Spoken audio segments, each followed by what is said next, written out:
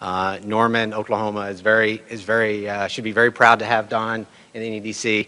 They were extremely helpful. So one example of that is I showed up about 6 weeks after I made contact, and I walked into his room, into the conference room, and there was a binder. The only thing more impressive than the size of this binder was the content. I mean, this thing was about a foot high. It had every piece of information I possibly needed. It made our decision and our integration into Norman that much easier. So thank you for that. In addition to NEDC, the university staff and faculty have been fantastic from the very beginning. Two groups in particular, Ann Wallenberg, I'm not sure if she's here, and the real estate group, Ann and Deb, have just been fantastic. I have to say I haven't been probably the easiest tenant to deal with and some of our needs. Susie's laughing. We've had a lot of adjustments and a lot of growth on the fly, and so really want to thank them. In addition, Craig, I see Craig and his staff in the IT group, Craig Koshel, Craig, Zane, Tim, you guys have been unbelievable. We've had challenges, we've met them, and now we're moving forward, and I look forward to working with you guys for years to come. So why did we create Agio? A lot of people ask that. As I was speaking with SAC, looking at the marketplace, there's just a real need for a customer service focused technology company that's focusing on the hedge funds. These guys get into the financial industry to trade, to make investment decisions, not to worry about it. They can support the iPad or the iPhone or the BlackBerry. They get in there to trade, and we want to really enable them to do that, and we think we can. We already have a pretty significant client in SAC, and I'm pleased to report since we've started operations, we've already added 2 additional clients. So we're off and running. One thing that's important to note is we're not a technology company per se.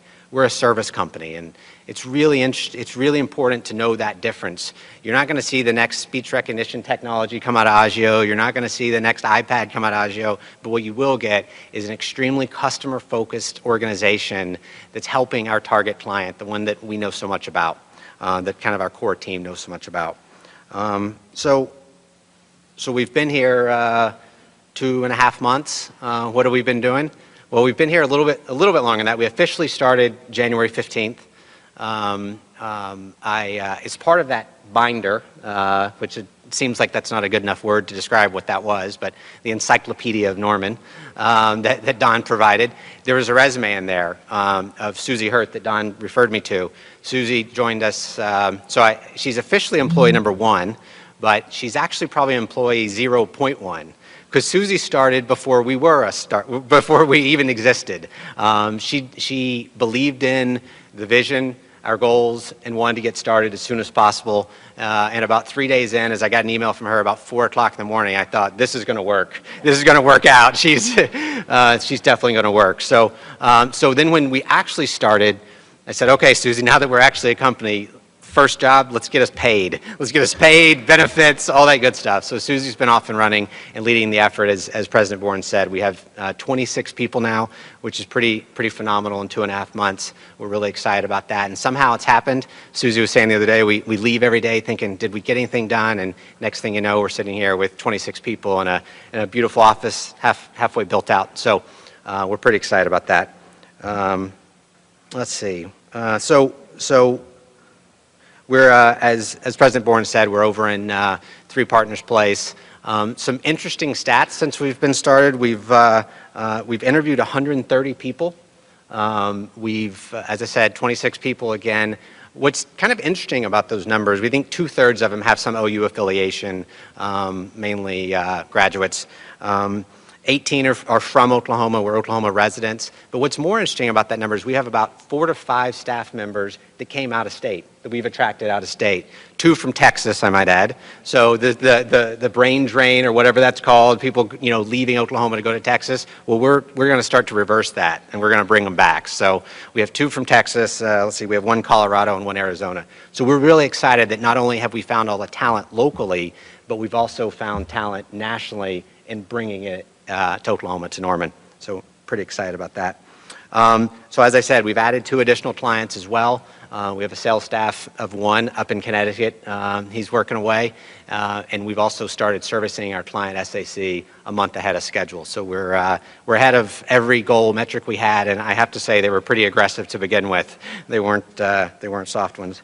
So in all of these interviews, at some point we were at the NEDC and people would say, why Oklahoma? What about Oklahoma? Are you coming here? This is all Wall Street. This is, what are you doing? So we had some fun. We joked that we put a map on the wall, we threw a dart and landed in Oklahoma, so here we are. We joked that we wanted a place where you could barely open your car door and the wind would finish it off for you. We joked we wanted a place where you needed your air conditioner and heat on the same day. The other day, that snow and 70-degree thing was a little weird. It took me a while to get used to that. But in all seriousness, there's a few reasons why Oklahoma was a natural fit for us. Going back 3 or 4 years, I came to Oklahoma on a business trip to visit Riskmetrics. Met with Ken Parker. I'm sure many of you know Ken. Ken and I looked at each other, thought, boy, you look familiar. And same thing. And the gentleman that I actually handed the football to, Jason Davis, was best friend growing up, high school, he says, do you know? And we're going back and forth, and finally we figure out Ken Parker is Jason Davis's cousin. We had seen each other at family picnics, at parties or whatnot. So I didn't go back and tell that to all the people in Connecticut, the whole everyone's related to one another thing, but so I tried to leave that out. But but when I left that meeting with Ken, I came away with 2 distinct thoughts. And one was, wow, these people not only are knowledgeable and capable, but they have a passion around providing a great service, a great product, and it was impressive that this was in Oklahoma. It was surprising. The second thing was the bigger picture, which was Wall Street technology that Riskmetrics is in every firm in the world was operating out of Oklahoma. And not just here, it was flourishing, thriving. It was really this exciting opportunity. And I just told Ken, I said, I just kept shaking my head like, this is really here. This is unbelievable. And just said, I'm going to file that away. And didn't know what I'd do with it. Didn't know if I would do anything with it. But fast forward 3 or 4 years, this opportunity is presenting itself. We're looking across the country on where we want to be. And the kind of proven record of Riskmetrics, along with something I was chatting with President Boren about earlier, the passion that Oklahomans have around customer service. Heidi and I are flying back and forth all the time, and for those of you who have been to the Northeast, it doesn't take long to understand the difference in customer service when you're up in New York and Connecticut versus when you're here. And that passion, when you tie that back to what we're trying to create as a customer service organization, it was just a natural fit. It was kind of too good to be true. So I'm getting messages here on the iPhone as I'm talking. I think I'm missing a meeting. They'll have to wait. So the other thing is, a colleague and I a few years ago were talking about how to retain employees. What is it that makes people stay? Is it pay? Is it benefits? Is it training? What is it?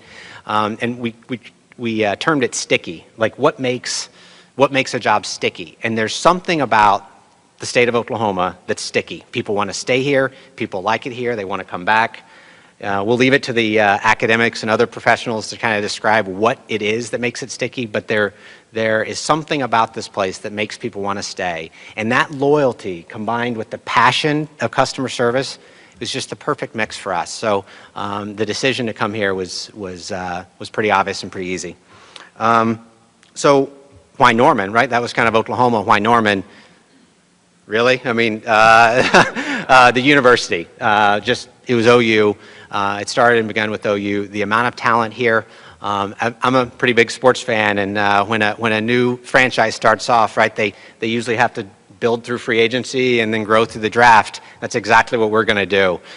We've gone out, we've hired a bunch of great talent locally, experienced talent, but as President Boren said, we're really looking forward to working with all the students on campus, the top of the top, bring them across the street as internships, research projects, and then right when they graduate, they can come on board. So we're really looking at this as our draft pool. I'm not sure we can afford Sam Bradford and McCoy and those guys. But if they're looking for a tough interview, because I know they're about to go face some, they might want to come over next door. We'll put them through our process, and we'll see if that prepares them any better for the NFL.